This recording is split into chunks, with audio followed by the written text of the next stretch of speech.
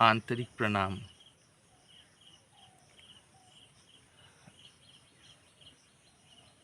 आज की जो वीडियो है उसी का शीर्षक आत्मानुभूति और काम शक्ति की रूपांतरण या रूपांतर।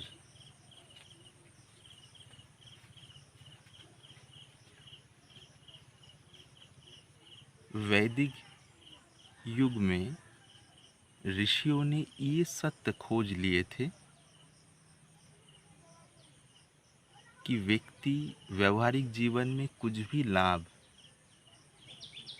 भले प्राप्त कर ले, तब तक उनको तसल्ली या स्थायी शांति नहीं मिलेगी जब तक अपने वास्तविक स्वरूप को जान ना ले।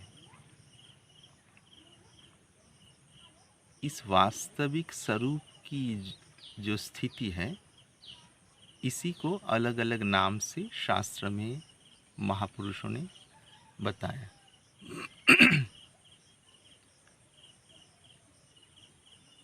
किसी जगह ब्राह्मी स्थिति, किसी जगह जीवन मुक्त दशा,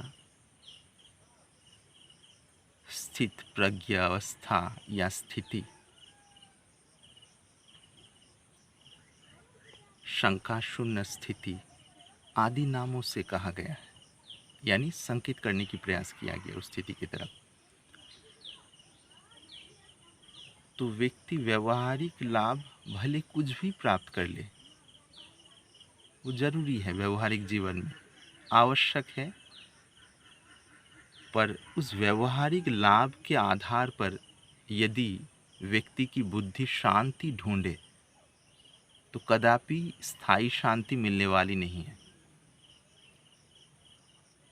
व्यवहारिकता अपनी जगह पे सही है, उसके लिए अपने शरीर मन बुद्धि की तरफ से सर्वोत्तम प्रयास करनी चाहिए। उद्योग जिस प्रकार की करनी चाहिए जीवन में, उस विषय में बिना संकोच करनी चाहिए, बेहतर से बेहतर ढंग से।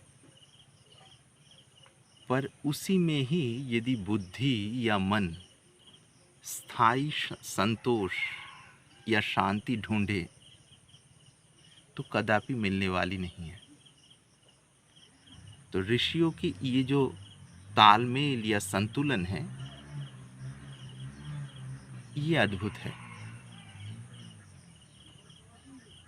यानी स्थायी शांति सत्य की अनुभूति के द्वारा मन प्राप्त कर ले,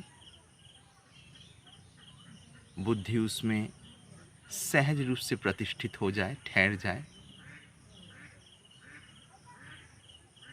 उस स्थिति में रह के अपने शरीर तथा व्यवहार को चलाने के लिए जिस समय जिस प्रकार की उद्योग की आवश्यकता है, उसको बड़ी निपुणता के साथ, बड़ी शांति के साथ, संपूर्ण भार मुक्त चित्त से करे। इसमें किसी प्रकार का कोई द्वंद्व नहीं, क्योंकि यदि किसी की बुद्धि आने जाने वाली जो मन की अनुकूल तथा प्रतिकूल भावनाएं हैं, जो व्यवहार के आधार पर अंदर उपजती है, इन सबको प्रकाशित करने वाला जो शुद्ध चेतना या शुद्ध चैतन्य है, उस विषय में जब बुद्धि सजग हो जाए या होश संभल जाए बुद्धि में, तभी जो दर दर भटकने वाली बुद्धि जो अलग अलग जगह पे शांति ढूंढती है, ये भ्रम आधारित जो खोज है, ये मिट जाती है। बुद्धि पूर्णतया शंका शून्य रूप से ये समझ लेती है, स्थायी शांति अपना जो अधिष्ठान है उसी में मिलने वाली है। यानी बुद्धि की जो अधिष्ठान है वो तो शुद्ध चेतना है, शुद्ध चैतन्य है, जिसके द्वारा हम सहज ही मन के सभी प्रकार की जो भावनाएं हैं, जिसको मूड्स कह सकते हैं, अनायास ही जान पाते हैं, समझ पाते हैं। पर मूड्स या भावनाएं और इसको जानने वाली जो तत्व है, शुद्ध चेतना या चैतन्य, ये दोनों अलग है, ये हम नहीं समझते हैं। क्योंकि इस पर जिस प्रकार की विवेक की प्रक्रिया के द्वारा दोनों की अलग पना की अनुभूति होती है, ऐसी शिक्षा हमें प्राप्त नहीं हुई, क्योंकि गुरुकुल शिक्षा पद्धति समाप्त हो गई मूल धारा में, हमारी शिक्षा व्यवस्था में। तो ऋषियों ने खोज निकाले थे, व्यवहारिक जीवन में जो व्यक्ति, कोई व्यक्ति किसी भी जगह में हो, वो खेती करने वाला किसान हो, व्यापार करने वाला हो, नौकरी करने वाला हो, घर में भोजन आदि बनाना, घर गृहस्थली के जो भी कार्य है, ये सब जिम्मेदारी यदि किसी माता के ऊपर है, किसी बहन के ऊपर है, वो सब कुछ करने के उपरांत भी आत्मानुसंधान के द्वारा बुद्धि अपने वास्तविक स्वरूप को पहचान लेती। यानी मन बुद्धि जिस प्रकाश से प्रकाशित हो रहे हैं, उस प्रकाश के विषय में बुद्धि में होश जो है वो संभल जाती है खोज के द्वारा। ये खोज या अनुसंधान की जो प्रक्रिया है, इसे ही ऋषियों ने आत्मानुसंधान कहा है।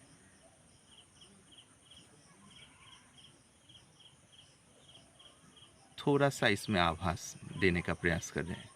शरीर सदैव बदलने वाली है, मन बचपन से बदलने वाला है, यानी मन की बहुत सारी भावनाएं सदैव बदलती रहती है, जो स्थान काल परिस्थिति पर भी काफ़ी हद तक निर्भर है।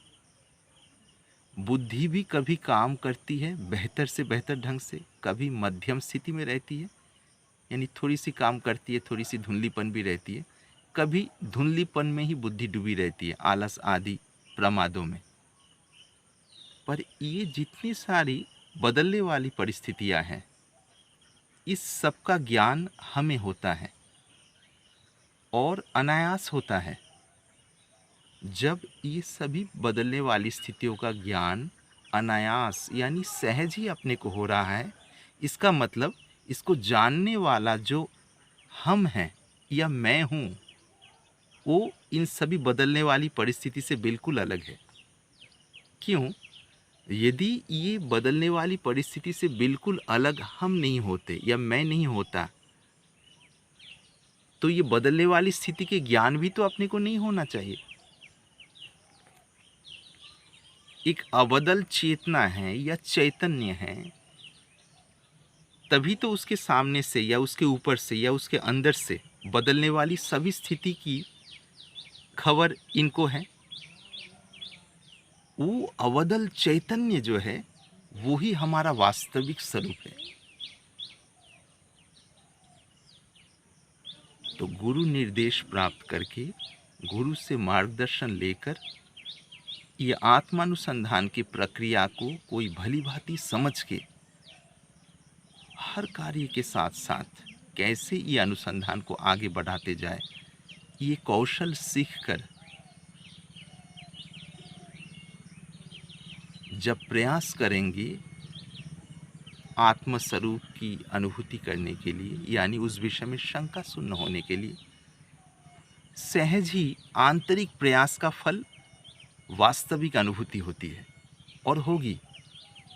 तो ऋषियों ने ये बात पर सर्वोत्तम बल दिए है कि चाहे व्यक्ति दुनिया में किसी भी आजीविका यानी पेशा में क्यों न रहे, वो झाड़ू देने वाले हो, घर में भोजन बनाने वाली माता बहन हो, या समय के साथ साथ उनके कार्य क्षेत्र चाहे कुछ भी हो, वो चाहे दफ्तर में काम करने वाली हो या काम करने वाले हो, टीचर्स यानी शिक्षक शिक्षिकाएं हो, चिकित्सक हो, गवेषक हो, आविष्कारक हो, कोई भी हो,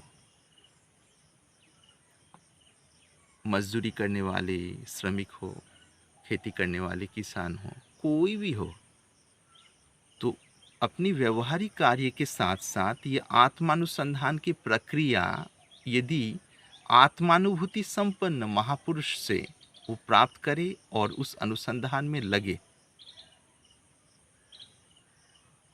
कुछ ही समय में वो अनुभूति उभर के आएगी दिल में। उसके साथ संबंधित कुछ बातें भी है। वो अनुभूति संपन्न महापुरुष ही उस जिज्ञासु को या शिष्य को या शिष्या को समय अनुसार बताते जाते हैं। तो ऋषियों ने ये समझे थे, चाहे कुछ भी हो, व्यक्ति की जीवन के मूल मकसद या उद्देश्य है आत्मानुभूति या ब्रह्मानुभूति प्राप्त करना। अब आत्मानुभूति और ब्रह्मानुभूति, इन दोनों में शास्त्र में कुछ अंतर भी बताए और एकता भी बताई। उस विषय में फिलहाल हम नहीं जा रहे, वो वारिक प्रसंग है। इस संदर्भ में ये प्रथम वीडियो है मुझे लगता है, तो इसलिए मैं केवल आभासी मात्र इसमें देने का प्रयास कर रहा हूँ। तो मुख्य बात ये है, किसी न किसी प्रकार से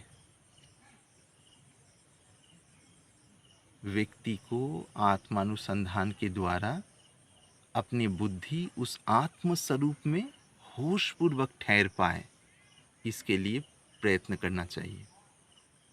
तभी जिंदगी में हर क्षण, हर जगह रहने वाला जो शुद्ध चेतन तत्व है, इसकी अनुभूति होने से बुद्धि को ठहरने के लिए वास्तविक शांतिपूर्ण स्थान की अनुभूति होगी। ये कोई कल्पना नहीं है, वास्तव में ही ऐसा होता है। तभी ऋषियों ने इसकी खोज की थी और सफलतापूर्वक उस लक्ष्य तक पहुँचे थे, और उसी अनुभूति के आधार पर मार्गदर्शन दे गए जिज्ञासुओं के लिए। कोई यदि बोले वर्तमान युग में इसकी आवश्यकता, तो हम कहते हैं वर्तमान युग में इसकी आवश्यकता और अधिक है। क्यों? क्योंकि ये व्यस्ततापूर्ण जीवन में बुद्धि को जब एक परम शांतिपूर्ण टेक बुद्धि के आगे रहे, तो उस टेक में ठहर के बुद्धि अपनी इच्छा के अनुसार यानी आवश्यकता के अनुसार किसी भी क्षेत्र में बेहतर से बेहतर ढंग से और भार शून्य होकर प्रविष्ट हो सकती है, यानी प्रवेश कर सकती है। तो इससे व्यवहार भी बेहतर होगा और सभी प्रकार के बनावटी ढंग के बोझ जो मस्तिष्क को बोझिल करते रहते हैं, वो सब गायब हो जाएगी। और व्यक्तित्व विकसित करने के लिए अलग से कोई प्रयास करने की ज़रूरत ही नहीं है, क्योंकि व्यक्तित्व के जो मूल आधार है उस सत्य स्वरूप की अनुभूति हो जाएगी, तो उसके एक कदम नीचे मन में तो सहज व्यक्तित्व की निखार होगी और उसका सहज और सकारात्मक प्रभाव दूसरे पर तथा समाज पर अपने आप होगा। तो इसमें से हम यही समझने का प्रयास करेंगे, जीवन का मूल मकसद है शुद्ध आत्म तत्व की अनुभूति, यानी ये समझना है कि वास्तव में मैं कौन हूँ। ये अनुभूति होने मात्र से मन की, दिमाग की सभी प्रकार की खटपट खत्म हो जाती है। ये अनुभूति होने से दर दर भटकने वाली जो स्थिति है दुखदाई, ये खत्म हो जाती है, मन को पूर्णतया शांति मिलती है। ये होने के उपरांत अगला जो कदम या अगली जो सीढ़ी है, वो है शरीर की काम शक्ति के रूपांतरण। हम शरीर में रह रहे फिलहाल, तो शरीर के सभी प्रकार की अनुभूतियों के साक्षी हैं हम। तो ये जो काम शक्ति बाहर की तरफ भागती है, स्त्री पुरुष के बीच में आकर्षण पैदा करके रखती है, जो वंश परंपरा को आगे लेने के लिए आवश्यक है, पर इसकी विकृति जो है, ये आकर्षण की विकृत जो दशा है, वो कई बार इंसान को हिंसा की तरफ या अपराध प्रवृत्तियों की तरफ ले जाती है। तो उस काम शक्ति को कैसे रूपांतरित करे, एक तरफ तो शुद्ध आत्मस्थिति में बुद्धि पहुँच के परम शांति में स्थित रहे, जो सुंदर समाज निर्माण की मूलभूत नींव है। अगला कदम में काम शक्ति को भी रूपांतरित करके इसके साथ साथ व्यक्ति जीवन में कैसे मधुरता लाए, कैसे अपराध प्रवृत्तियों से भी व्यक्ति की बुद्धि को छुटकारा मिले, इस पर हम अगली वीडियो में चर्चा करेंगे, पार्ट 2 में। तो आज की वीडियो में यहाँ तक। मुझे आंतरिक विश्वास से जो वास्तविक जिज्ञासु है, इसमें से अपनी स्थिति के अनुसार सार अवश्य ग्रहण कर लेंगे। और यदि आप लोगों की तरफ से आंतरिक मांग है, अगले वीडियोज़ में मैं इसको और भी खुलासा करने का प्रयास करता जाऊंगा। और मुझे पूर्णतया विश्वास है, यदि कोई जिज्ञासु में उस प्रकार की योग्यता है, सरलता है, संयम, श्रद्धा आदि है, वीडियो शून्य मात्र से और उसी के अनुसार यदि उनकी बुद्धि में अनुसंधान वृत्ति जग जाए, वो वृत्ति ब्रह्म स्वरूप में जाके ही रुकेगी। केवल इसी के द्वारा पूर्णतया संभव है। इस विषय में बोलने में मुझे कोई संकोच नहीं है। तो आज यहाँ तक। आंतरिक प्रणाम सभी को।